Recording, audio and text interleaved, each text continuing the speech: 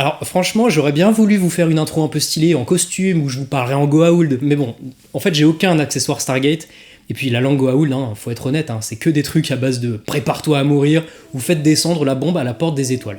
Truc bien spécifique. Donc bon, on va faire sans.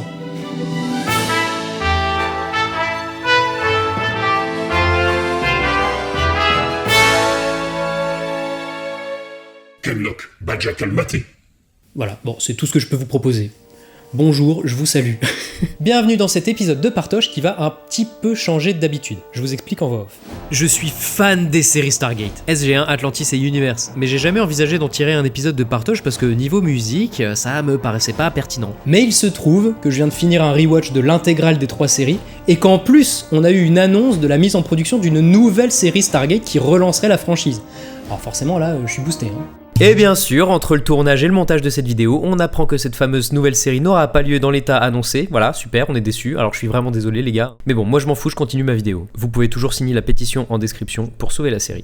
Alors c'est pour ça que la vidéo sera un peu différente. Il n'y a pas de matière pour extraire de la musique une analyse fine de la composition. J'essaie toujours de réfléchir à des points notables qui présentent un intérêt technique, mais là, ça sera pas si possible que ça. Cela dit, il y a une foule de motifs récurrents dans SG1 surtout, donc en termes de contenu, c'est blindé quoi. Il n'y a juste que peu de choses intéressantes à décortiquer dans ces thèmes, tout est très basique. Mais ça veut pas dire nul, hein. Ça veut juste dire que la vidéo sera un moyen simple pour moi de présenter les séries différemment de ce que peuvent proposer d'autres chaînes YouTube. Pour les nostalgiques, ça fera plaisir.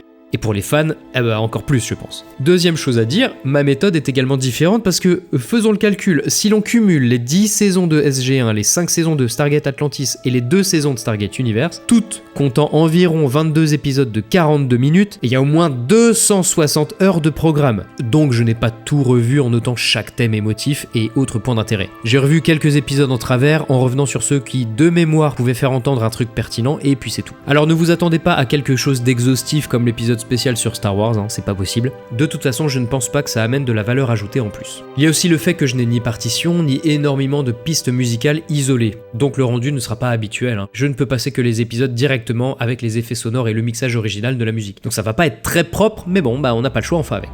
You will pay for this impudence. Si vous estimez que j'ai loupé des trucs, déjà dites-vous que ça sera sûrement le cas, hein, c'est une grosse série quand même. Et dans ce cas-là, je vous invite à l'indiquer en commentaire, et comme ça on prolongera le kiff ensemble. Maintenant, un point sur le découpage. La grosse partie de la vidéo se portera sur Stargate SG1. Low G. Pourquoi ? Parce que je crois pas qu'Atlantis apporte beaucoup de matière pour cet épisode, et parce que Universe ne contient pas vraiment de motifs récurrents. Cela dit, je ferai un détour sur le thème principal d'Atlantis qui est magistral, et je terminerai par un point sur le style complètement divergent de Stargate Universe. J'espère que ça vous va, hein. Mais si ça vous va pas, dites-vous que c'est soit ça, soit pas du tout de vidéo sur Stargate. Alors si vous êtes pas content, Trinarito. moi je prends cette vidéo comme un plaisir perso, hein, qui me demande moins d'efforts pour analyser et comprendre des procédés musicaux complexes, et donc juste un moyen de parler d'une de mes séries / sagas préférées en l'abordant par l'axe de ma passion, la musique. Stargate, ça commence en 1994 par le film de Roland Emmerich dont j'ai présenté la BO incroyable dans l'épisode 30 de Partoche. Une musique exceptionnelle de David Arnold. On y revient juste après.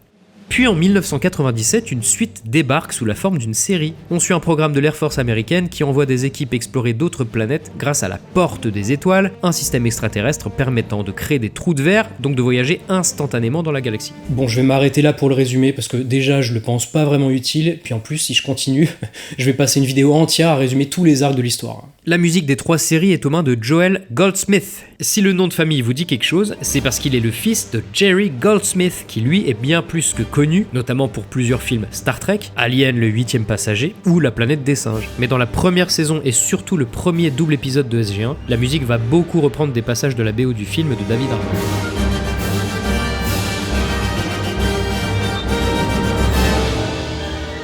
On sent vraiment la volonté de rester accroché à l'esprit du film. La base des éléments redondants de la série vient du film d'ailleurs. Des extraterrestres qui prennent possession d'hôtes humains, qui grâce à leur technologie nécessitant un minerai particulier peuvent rester en vie durant des millénaires. Ils sont avides de pouvoir et se servent d'esclaves humains qu'ils font travailler dans les mines de ce fameux minerai. Ah mais je voulais pas rentrer dans le détail.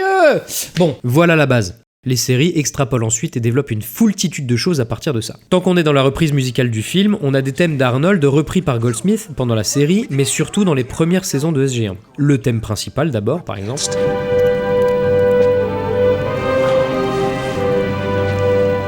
Il est souvent employé en toute fin d'épisode.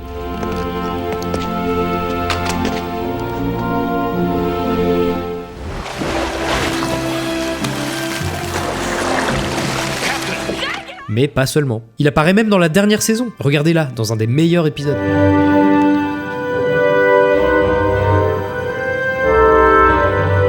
Et bien sûr, il conclut le dernier épisode de la dernière saison, un des meilleurs épisodes aussi.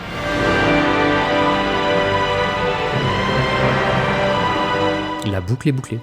Maintenant, est-ce que vous vous rappelez du thème secondaire du film Stargate ? Un thème utilisé pour son caractère merveilleux.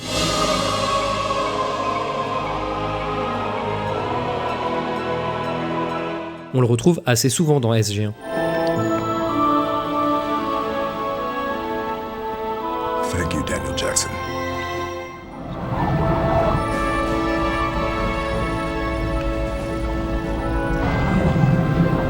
Et enfin, les méchants extraterrestres que la série nommera les Goa'uld permettent le retour du motif chromatique descendant inquiétant venant du film.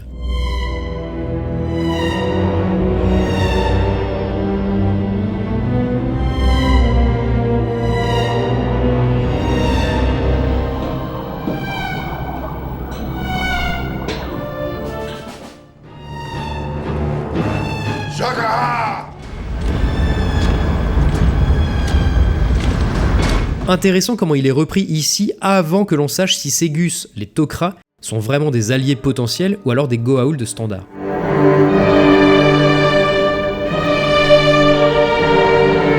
Spoiler, ils sont philosophiquement à l'opposé de la volonté de domination des Goa'uld, même si biologiquement, ils forment la même espèce. Voilà, on va se faire une première pause. Avant d'attaquer les motifs récurrents introduits par Joel Goldsmith, un petit point rapide sur le style général de la musique de SG1. Ne soyez pas déçus, il y a très peu à dire. Mais c'est normal, la production d'une série n'a pas les mêmes exigences que celle des films, surtout à l'époque. Un compositeur de film a en moyenne 1 mois pour composer plus d'1 heure de musique, mais pour une série, c'est un travail qui ne s'arrête jamais. Alors faut aller à l'essentiel, faire peu mais faire bien. Les musiques proposent donc des ambiances adaptées aux scènes, mais dont il est difficile d'en tirer des analyses pointues.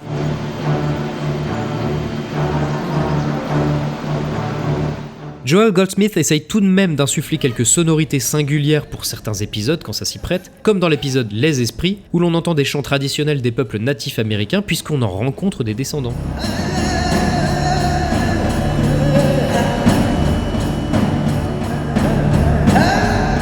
Ici, dans l'épisode La Lumière, avec cette voix hypnotisante,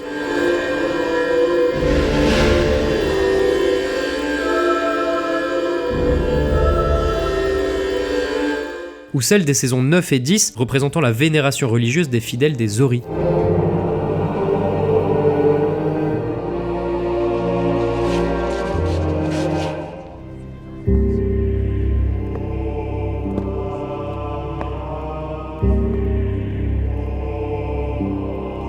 Et ça, c'est caractéristique de ces deux saisons.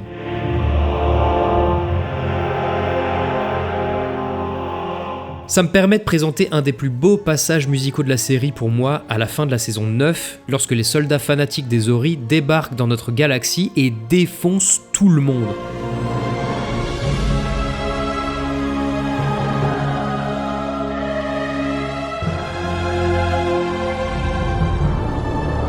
C'est tragique et beau, et je sais que vous, les fans, espériez que j'évoque ce moment.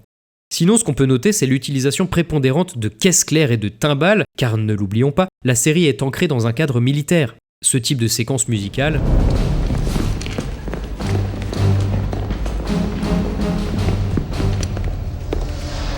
est typique du son de la série.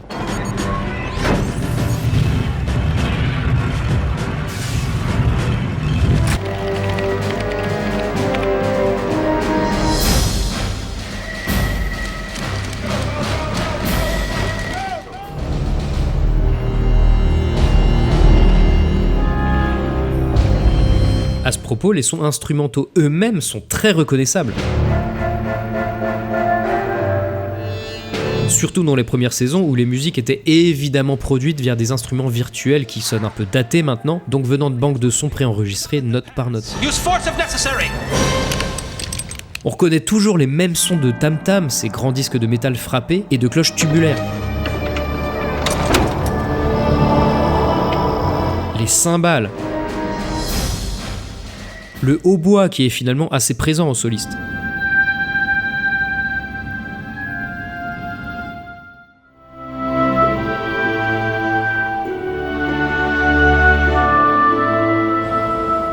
ou encore de timbales.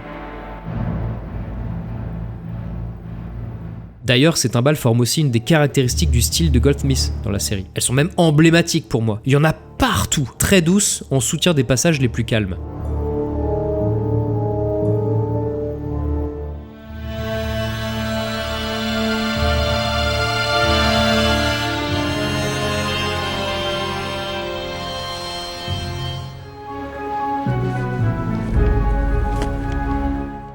Ça fait déjà un bon tour d'horizon, mais on va maintenant voir une petite liste de motifs récurrents qu'on peut retrouver au fil des épisodes.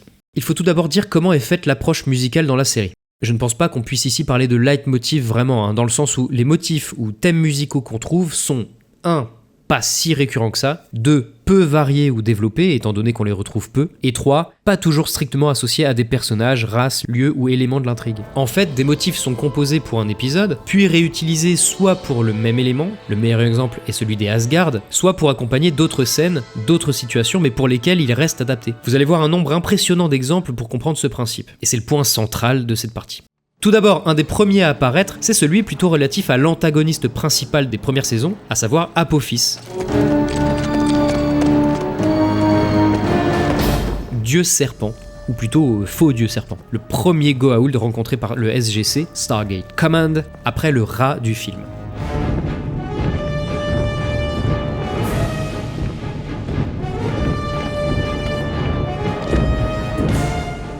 On entend bien l'intervalle de triton très malfaisant entre ces notes. Une autre Goa'uld bénéficie d'un leitmotiv, même deux. Hathor, c'est une reine Goa'uld, capable d'engendrer les larves, et qui séduit les mâles humains grâce à une puissante phéromone.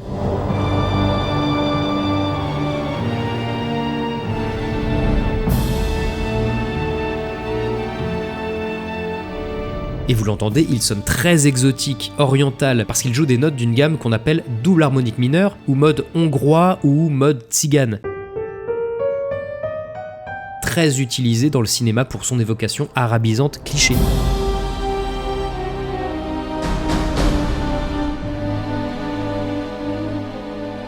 Il est clairement rattaché à Hathor celui-là, puisqu'il revient en même temps que le personnage en fin de saison 2.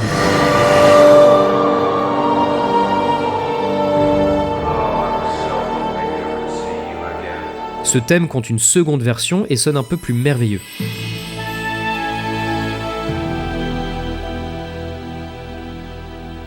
Sa sonorité orientale lui permet de s'adapter à d'autres scènes. Dans celle-ci, lorsque l'hôte d'Apophis regagne enfin partiellement le contrôle de son corps et peut exprimer ses années de souffrance, incapable de réagir face aux agissements du Goa'uld en lui, Daniel lui dit en égyptien antique qu'il effectuerait des rituels funéraires et que sa famille le retrouvera dans l'au-delà. Ça, c'est magnifique.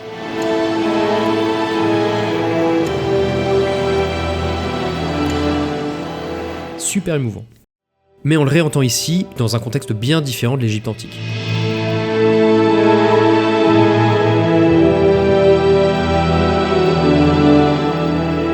D'autres petites pestes qui vont poser problème aux membres de l'équipe s'appellent les réplicateurs, des robots auto-reproducteurs qui s'approprient toute technologie avancée et prolifèrent dans toutes les galaxies qu'ils envahissent. On a d'abord un ostinato d'accompagnement qui n'est que la répétition d'une tierce mineure dans les graves, menaçant.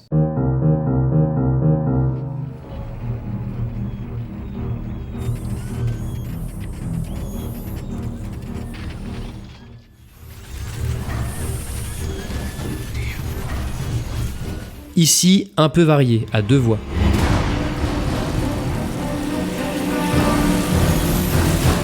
Mais leur leitmotiv est surtout constitué de ce fragment de notes descendant. Il fait entendre un saut de sixte majeur dans une gamme qui normalement n'en contient pas.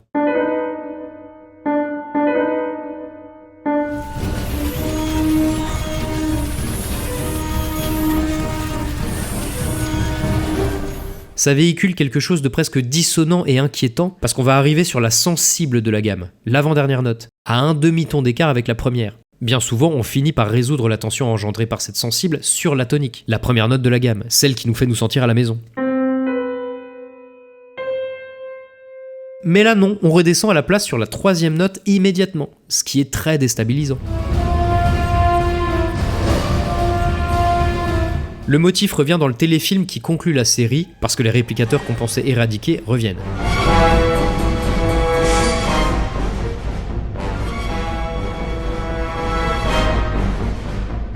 cela confirme sa nature de leitmotiv parce que celui-là, il est borné à ses créatures, et il revient dans plusieurs saisons. Bon, il y a les méchants, mais il y a aussi les gentils, à commencer par les Asgard.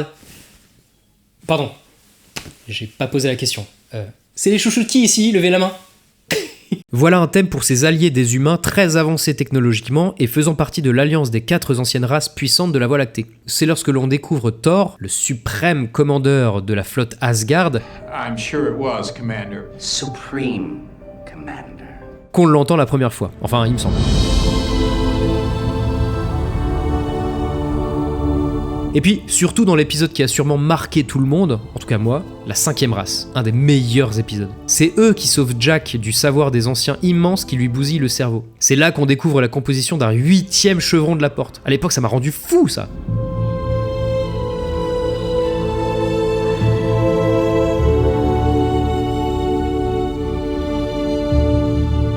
C'est très bien de le retrouver dans le tout dernier épisode, là où on apprend que les derniers Asgard vont commettre un suicide général puisque leur race est vouée à dégénérer et disparaître.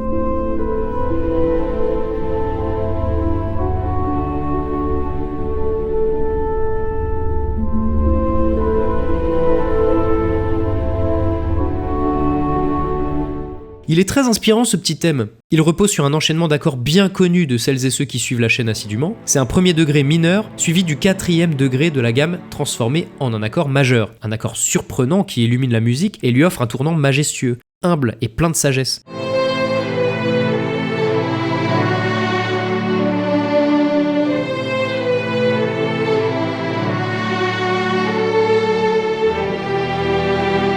C'est d'ailleurs pour ça qu'il a été choisi pour accompagner la révélation d'une autre civilisation ancienne et mystérieuse dans l'épisode Le Crâne de Cristal.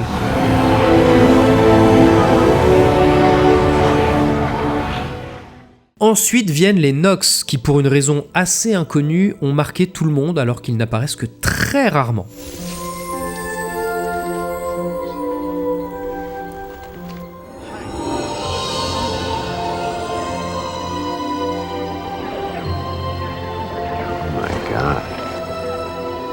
Puis à chaque fois qu'on retrouve une des Nox, Laia,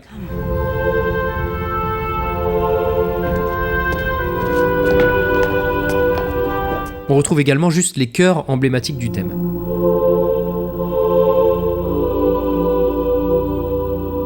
C'est une texture quasi similaire à celle qu'on peut entendre pour une variation du thème d'Atlantis d'ailleurs.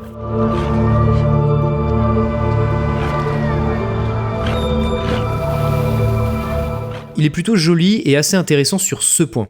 Il joue sur le mode de fa lydien. Pour le dire simplement, c'est le même ensemble de notes que la gamme de Do majeur, que vous connaissez bien, hein, Do, Ré, Mi, Fa, Sol, La, Si. Sauf que le point de départ n'est pas Do, le centre de gravité, ici, c'est le Fa. Ça permet d'avoir un 2e degré de la gamme, le 2e accord, qui sera un accord majeur, pas un accord mineur, bien plus lumineux que celui d'une gamme majeure.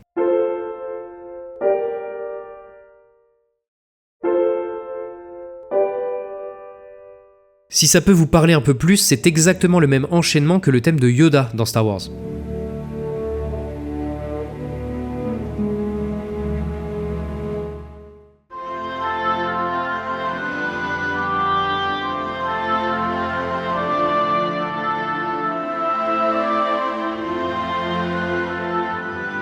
Il est parfait pour transmettre la grande sagesse de ce peuple.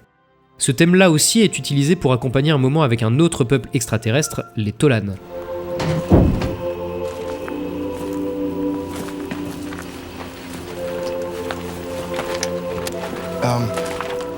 Dernier allié qui semblait avoir un début de leitmotiv mais finalement assez vite abandonné, ce sont les Tok'ra, un peuple déjà évoqué formé de Goa'uld. Oui, pardon. Mais qui lutte contre la domination des vrais Goa'uld. Ils ne se lient qu'avec des hôtes humains consentants, les laissent libres de prendre le contrôle de leur corps, et donc vivent une parfaite symbiose, mais non pas un parasitisme. On l'entend presque exclusivement dans le double épisode où on rencontre ces Tok'ra, alors que la confiance met du temps à s'installer entre eux et SG1.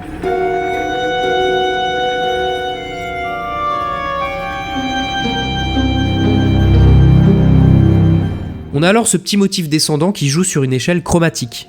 Pas une gamme majeure ou mineure habituelle, mais qui peut faire entendre des suites de demi-tons qui le font sonner plutôt étrange, parfois inquiétant ou simplement mystérieux.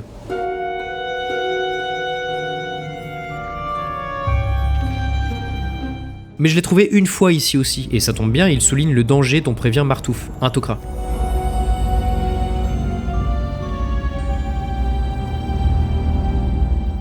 Un autre motif qui peut s'apparenter à un leitmotiv, très défini et associé à un élément précis, c'est le thème romantique entre Samantha Carter, ma chouchoute, et Jack O'Neill. Oui, ma chouchoute, et ça n'a pas été toujours le cas. J'ai toujours adoré tous les personnages de l'équipe, même Jonas, qui remplace Daniel dans la saison 6, et bien sûr le général Hammond. Mais mon préféré a toujours évolué.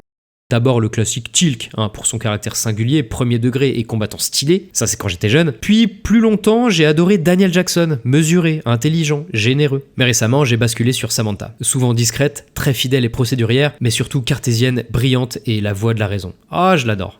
O'Neill ? Bah oui, d'accord, je l'adore, mais c'est trop facile de le choisir comme perso préféré. En fait, cette mélodie représente surtout la mélancolie de cet amour impossible.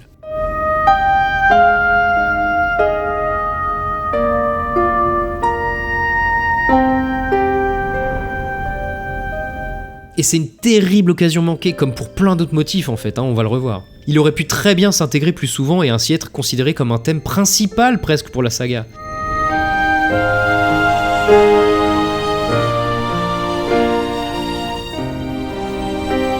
Mais il n'est pas si présent.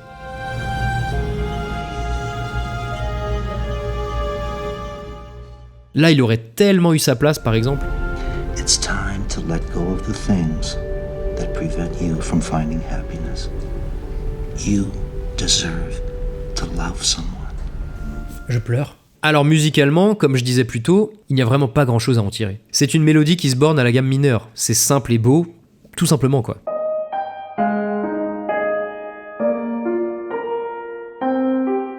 On remarque juste que la mélodie tente une montée sur cette levée, mais tout le reste n'est qu'une descente de notes, qui nous ramène vers le bas et participe à l'aspect mélancolique de la musique.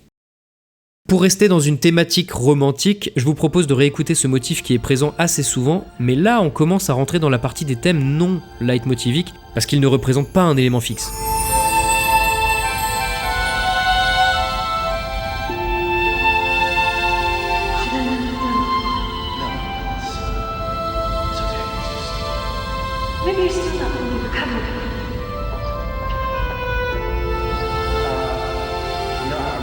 On l'entend dans les scènes de tendresse, souvent entre deux personnages. Il a d'abord été introduit à foison dans l'épisode Need, ou la princesse Sheila, saison 2.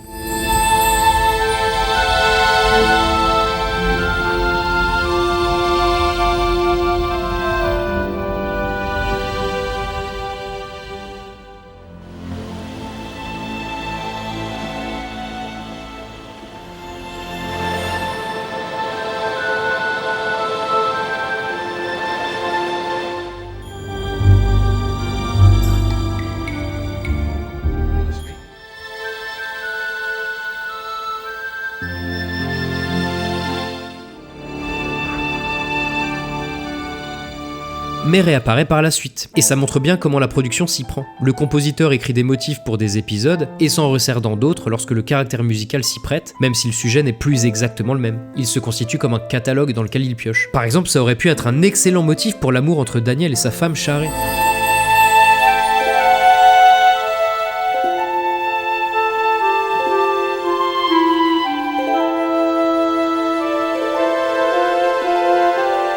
Mais je crois qu'il n'apparaît que là pour ce couple. À vous de me dire. Ici, il revient pour une scène entre Sam et son père.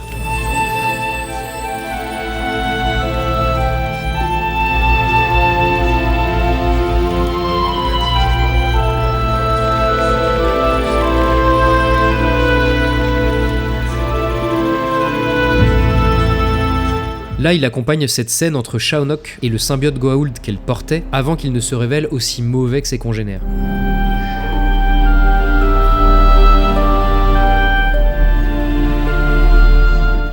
Très beau ici aussi dans Méthode d'apprentissage, sa mélancolie colle bien à cette histoire où une jeune fille retourne à un état mental d'enfant et perd ses souvenirs.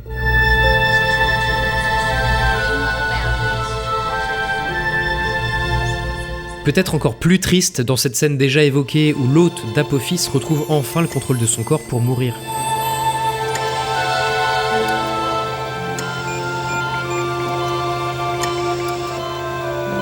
Enfin, le dernier que j'ai relevé est ici. Déjà, c'est un des meilleurs épisodes, mais surtout, c'est une bonne utilisation du motif pour justement ce qu'il est. Pas un moyen strict d'illustrer les relations affectives entre des personnages, mais un fragment musical entre mélancolie et pureté. Je trouve son caractère parfait pour cette scène. Scarra, l'innocence incarnée, est piégée dans son propre corps par un Goa'uld depuis le premier épisode de la série et défend sa volonté de reprendre le contrôle de sa vie.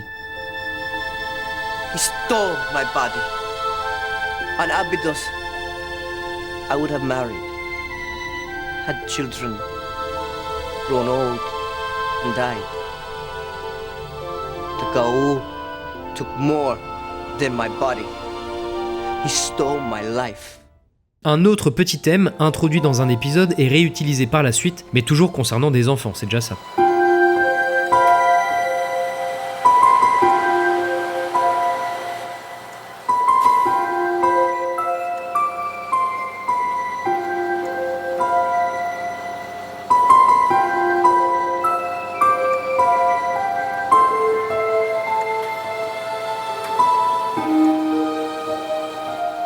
C'est un autre épisode assez dur où un enfant créé artificiellement pour communiquer un danger aux terriens se lie d'amitié avec Jack pour qu'au final, il se meure à cause de défaillances génétiques.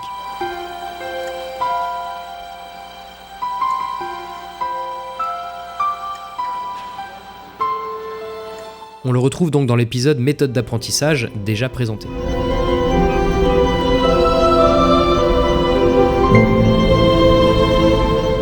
Après ça, on va pouvoir parler d'un aspect essentiel dans la saga, l'ascension. L'équipe SG1 découvre que le peuple des Anciens, concepteur des Portes des Étoiles, a acquis la capacité de s'élever dans un plan d'existence supérieur où le corps physique disparaît et la conscience devient une pure énergie. Une des anciennes, Oma Dessala, aide les mortels à atteindre cette ascension. On retrouve un pseudo-leitmotiv qui est rattaché à l'ascension, Oma et à l'enfant Arcésis, progéniture de deux autres Goa'uld qui finit lui aussi par s'élever, aidé par Oma.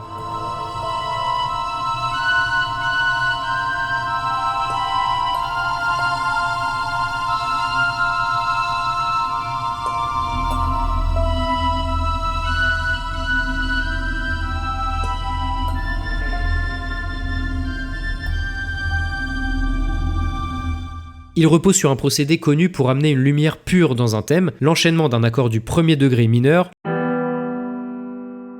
puis le deuxième degré napolitain. Le deuxième degré d'une gamme mineure est un accord diminué, normalement. Là, on va simplement abaisser sa fondamentale pour obtenir un accord majeur.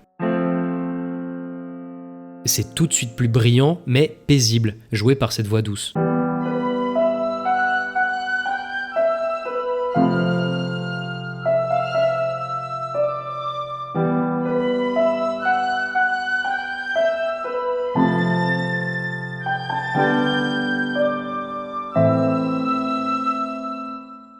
Il y a un petit motif qui vous rappellera peut-être des souvenirs, et qui pourtant n'est que peu présent. Daniel, victime de radiation, succombe en fin de saison 5 dans l'un des meilleurs épisodes, et atteint l'ascension à son tour grâce à l'aide d'Oma.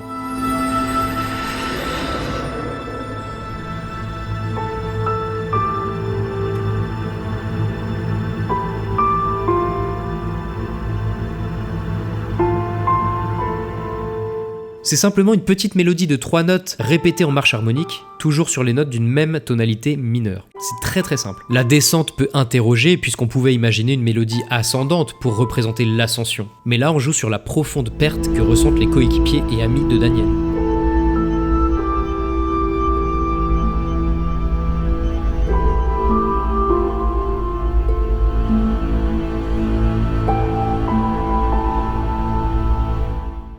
Et pour continuer sur ces histoires d'ascension, on a un personnage, Orlin, qu'on découvre dans l'épisode Ascension de la saison 5. L'épisode propose un thème très doux, innocent, comme le personnage, qui est un ancien élevé, mais qui reprend forme humaine.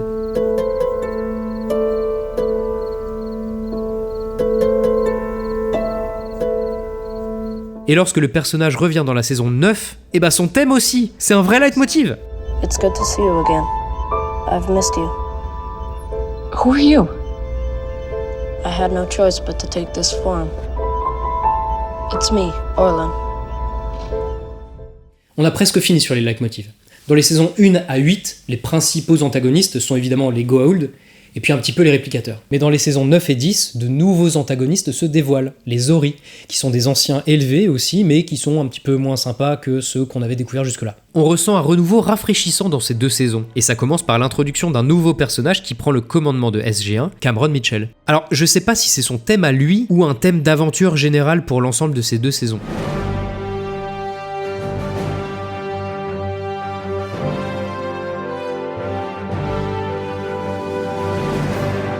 En tout cas, on l'entend dès la première minute du premier épisode de la saison 9.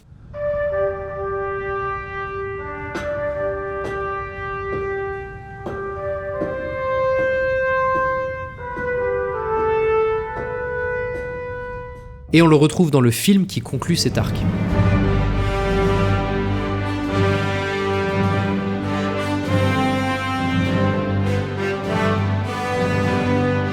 En fait, j'ai pas réussi à retrouver les autres moments où on l'entend. Ça doit pas être si présent finalement. Si vous vous souvenez d'autres passages, dites-moi en commentaire. C'est un thème très fier, surtout joué au cuivre. Il met en œuvre un procédé très simple qu'on avait déjà dans les thèmes de Superman et Star Wars. On joue presque exclusivement sur les notes piliers de la gamme. La tonique, la première note, et la dominante, la 5e. Un autre personnage devient récurrent à partir de la saison 9 et 10, surtout dans la saison 10, c'est Vala Maldoran. C'est une ancienne hôte d'un Goa'uld qui se retrouve embrigadée dans l'histoire et finit par carrément rejoindre SG-1. On est carrément sur du gros glow-up là. Elle est caractérisée par sa malice et son talent pour la duperie. J'ai donc remarqué un petit motif qui lui est strictement rattaché et qui peut sonner soit innocent ou aussi malicieux qu'elle. Well, don't you all have me surrounded? J'aime beaucoup le fait d'avoir réservé ce motif au même instrument, la clarinette, pour son timbre doux et chaleureux. I'm done here anyway. This meeting is over. Is there something I should know? On passe au suivant.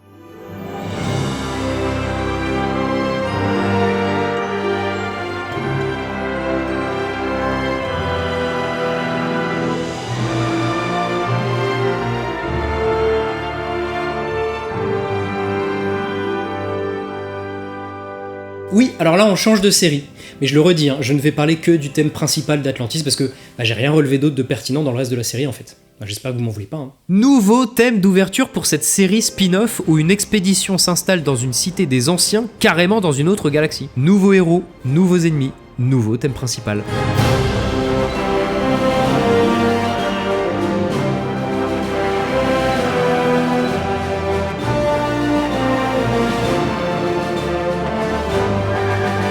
J'avais fait une petite vidéo de calendrier de l'Avent sur ce thème il y a quelques années, mais en gros voilà ce qu'on peut en dire. C'est un thème qui est globalement sur une gamme majeure à une note près. L'avant-dernière note est abaissée d'un demi-ton, ce qui correspond en fait au mode mixolydien. Il retire l'attention que peut apporter une note sensible habituelle. Le mode mixolydien, proche du majeur, familier, sonne donc très lumineux, mais le thème insiste quand même sur des accords mineurs de sa gamme. Là et là. Ça paraît bien plus humble, plus sage que si le thème se basait surtout sur des accords plus chauds. A l'inverse, la note qui diffère entre le majeur et le mixolydien permet d'avoir un accord du 7e degré majeur, et non pas diminué, qui serait bien plus froid. Là, il reprend un peu son caractère d'aventure.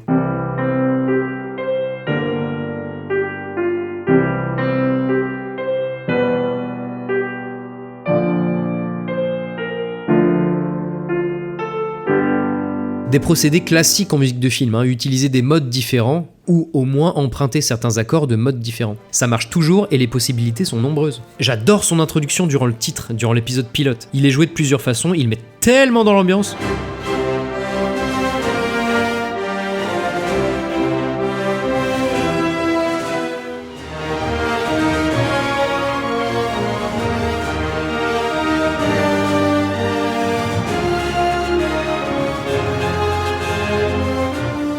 Bon, on a fait, je crois, le tour des motifs récurrents plus ou moins attachés à un même élément et qu'on retrouve dans plusieurs épisodes. Je voulais passer en revue quelques autres motifs qui ont été introduits dans un épisode et parfois réutilisés dans un même contexte ou pas, mais en tout cas toujours très rarement.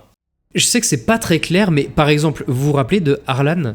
Ce personnage plutôt marrant qui va créer des robots à l'apparence des membres de SG1. Dans son épisode, on entend ça plusieurs fois. Un petit motif rigolo avec des pizzicatos de cordes.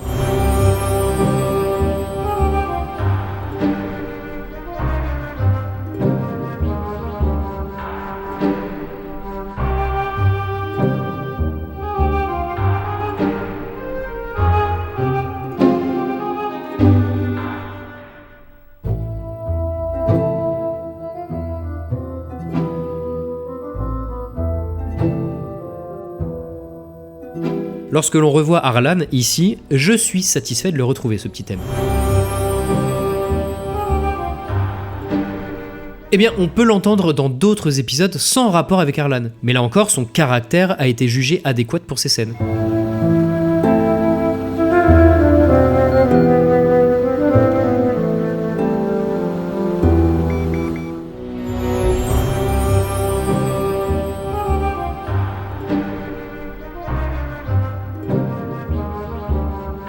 Et là, encore une occasion manquée, parce que je l'aurais facilement imaginé dans cet épisode, Urgo, pour ce personnage qui m'évoque facilement Arlan.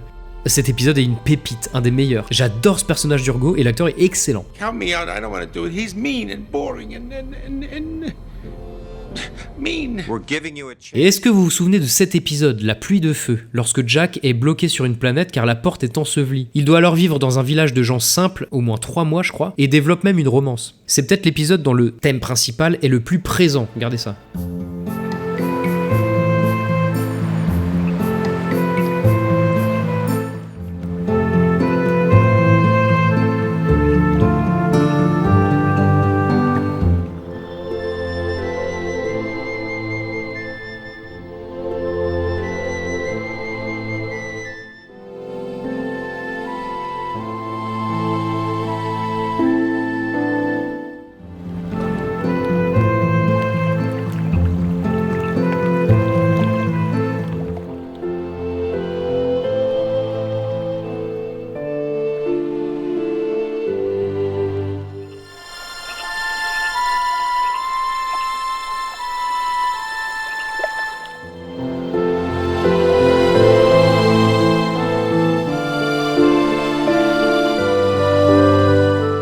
Je crois pas avoir réentendu cette musique ailleurs dans la série. Dans l'épisode Instinct maternel, où l'équipe trouve Keb, lieu mythique où il est dit qu'on peut atteindre l'ascension, on entend plusieurs fois ça.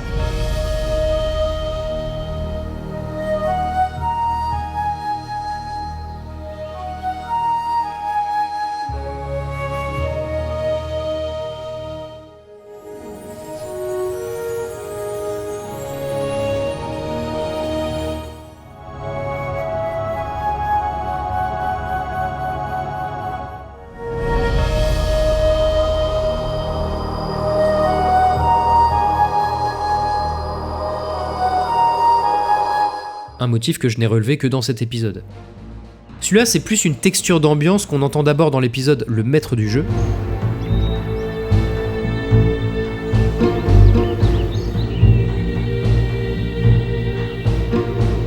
Puis parfois dans d'autres épisodes.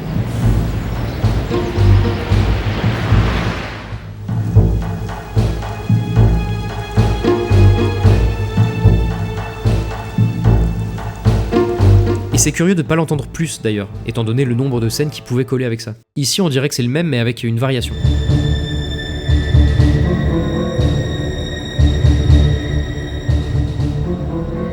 Il y a aussi ce petit motif qui doit sûrement apparaître encore ailleurs, mais difficile de me souvenir.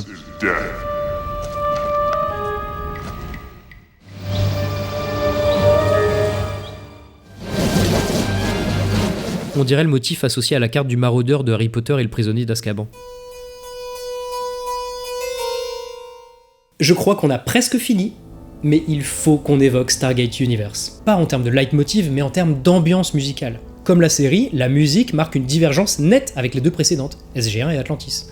Un résumé d'abord. Le SGC étudie le moyen d'obtenir assez d'énergie pour composer une adresse de porte des étoiles à 9 chevrons, contrairement aux 7 habituels, pour savoir où ça peut les mener. La planète qui permet cela se fait attaquer et toute l'équipe doit fuir par la porte vers l'inconnu. Évidemment, elle se retrouve bloquée sur un vaisseau construit par les anciens il y a des millénaires et qui suit une route de galaxie en galaxie vers un but inconnu. Les terriens n'ont aucun moyen de retourner sur Terre, évidemment. On a là une série qui change complètement de ton avec les précédentes. On a un focus sur les personnages, leurs interactions, leurs conflits, leurs émotions, le tout dans un contexte de perdu dans l'espace, à mi-chemin entre Lost et Battlestar Galactica, qui est sans doute une grosse influence pour les réalisateurs, et ça se ressent par exemple dans les cadrages bien moins conformistes que dans SG1. Une caméra épaule immersive qui nous donne l'impression d'être nous-mêmes dans la pièce avec les personnages. On a tout de même l'essence de Stargate avec l'exploration, la technologie alien et tout, mais le tout subit une évolution drastique, bien plus mature.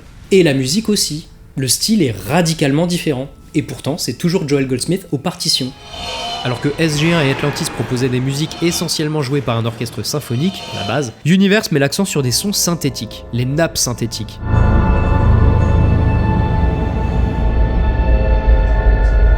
Des sons plus attaqués.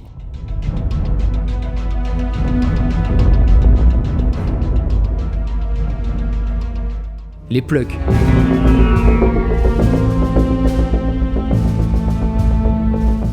Les leads.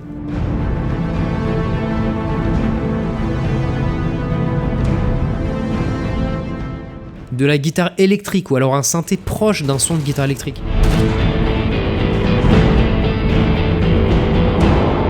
Et surtout, THE sonorité de la série, le Dilruba.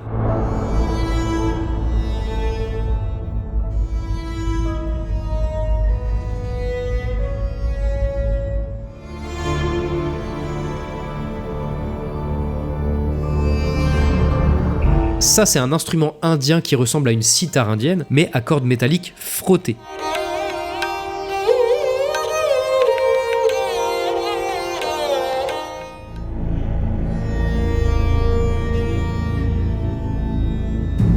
Il ne met pas de côté l'orchestre et les cordes,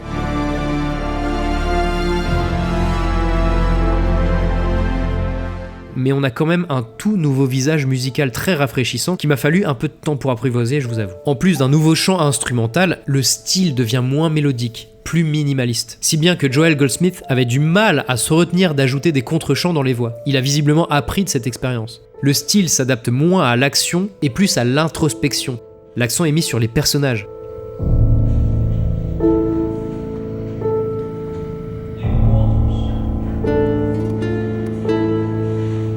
La musique intervient d'ailleurs moins souvent, et beaucoup moins sujette au point de synchronisation avec l'image, paraît aussi toujours plus lointaine, et donc véhicule bien l'isolement ressenti par les personnages. Le score est aussi plus froid, plus lacunaire.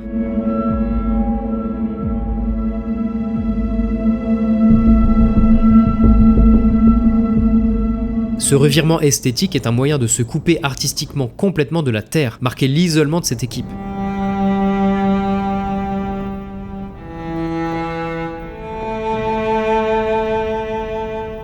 C'est une manière de repenser la musique dans la science-fiction et s'écarte des codes instaurés par Star Wars en 1977.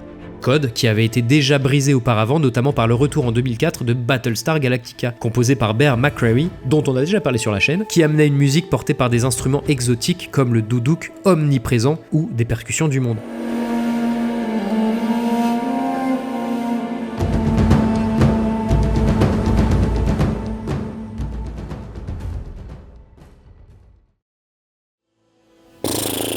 Ouais bah voilà. Alors je sais pas du tout si ça vous a plu, je sais pas si c'était bien organisé ou plutôt décousu. C'est tellement dense comme saga. Bon, j'ai fait au mieux. Voilà, en tout cas moi j'ai adoré m'atteler à ce sujet. N'hésitez pas à ajouter en commentaire vos moments musicaux préférés de la saga et à indiquer les éléments que j'ai oubliés. Et comme on dit en Goa'uld, calmate, lectol.